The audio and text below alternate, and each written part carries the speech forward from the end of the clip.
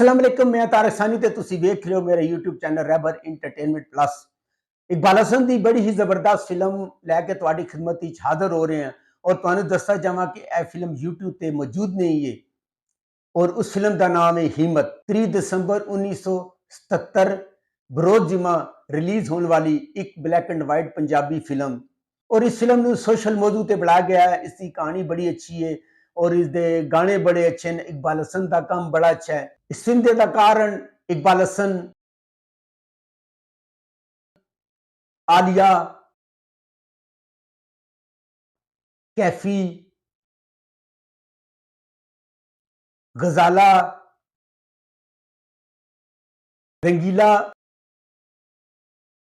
ते मीना दाऊद।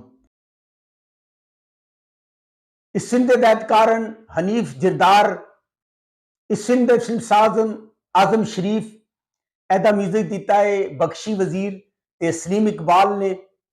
इस फिल्म के शायरन हजी कादरी,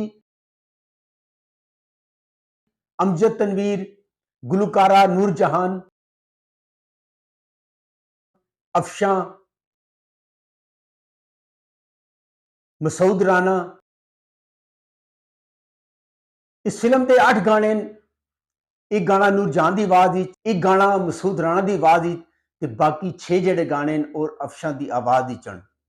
अज मैं नचांगी सरकार अफशां की आवाज, आया चंद माही मैं खुशियां मनावा अफशां की आवाज, मैं सपनी तू बीन नूरजहान की आवाज, ओपरे जे मुंडे नाल अख लड़ गई अफशां की आवाज, सुन लै मेरी दुआ करम चा कमा मसूद राणे की आवाज, तेरे मेरे प्यार दा इट खड़का होना है अफशां की आवाज, तू अख थे मिला ढोलना अफशां की आवाज। बड़ी जबरदस्त और बड़ी बेहतरीन फिल्म है। कैफी ने बड़ा अच्छा काम किया है। इकबाल हसन ने बतौर हीरो बड़ा अच्छा काम किया है। वो इस फिल्म में डाकू आता है और यह फिल्म तुहानू दसदा जावां कि यूट्यूब पे मौजूद नहीं है। अगर तुहानू मेरी मालूमात अच्छी लगी हो मेरे चैनल को लाइक करो, सब्सक्राइब करो, शेयर करो। नैक्सट वीडियो तक रब रखा।